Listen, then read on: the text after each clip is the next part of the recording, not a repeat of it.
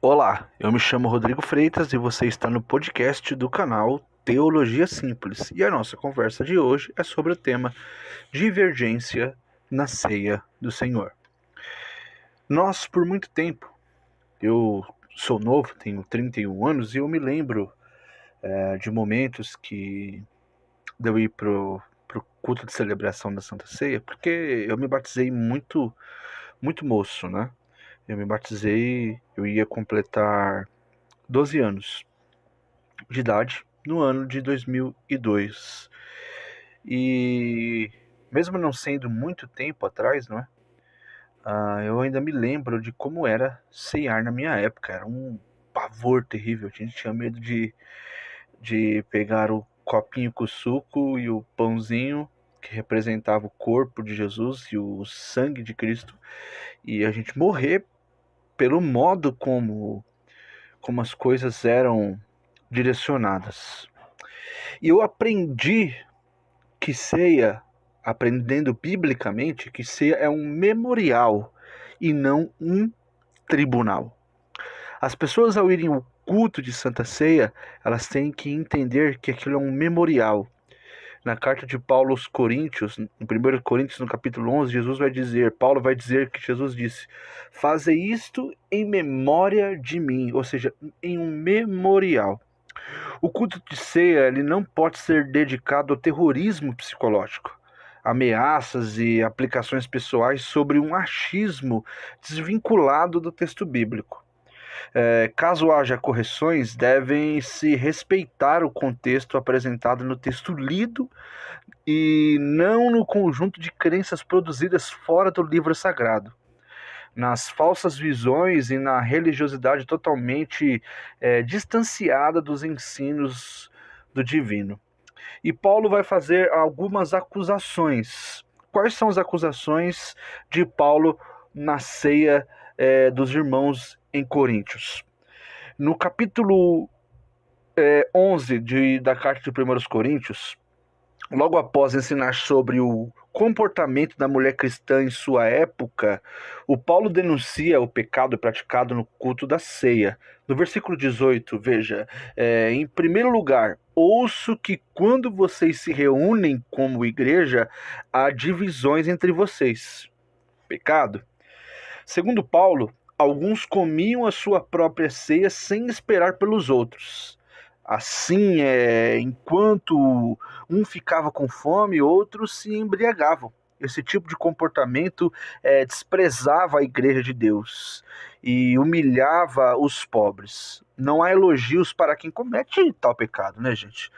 O foco da reunião não é encher a barriga, desprezar os que nada têm e se embriagar. Diferente disso, o versículo 26 fala que a reunião deve promover a glória de Deus em memorial ao sacrifício de Cristo, porque sempre que comerem deste pão e beberem deste cálice, vocês anunciam a morte do Senhor até que ele venha.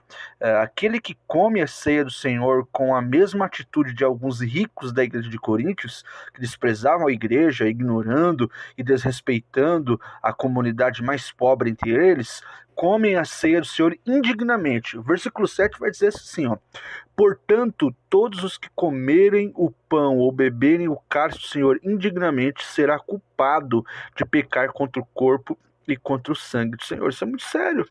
Quem participa da ceia do Senhor deve se examinar para não cometer este mesmo pecado que promove fraqueza e enfermidade. No versículo 31, tá assim: "Mas se nós nos examinássemos a nós mesmos, não receberíamos o juízo." A igreja que comete o pecado de divisão entre as classes sociais está vivendo de acordo com o mundo. Por isso é disciplinada pelo Senhor na ceia. Versículo 32: "Quando, porém, somos julgados pelo Senhor, estamos sendo disciplinados para que não sejamos condenados com o mundo."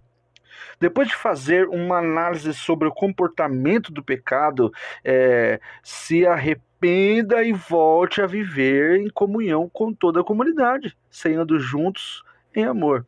Tá? Versículo 33: "Portanto, meus irmãos, quando vocês se reunirem para comer, esperem uns pelos outros.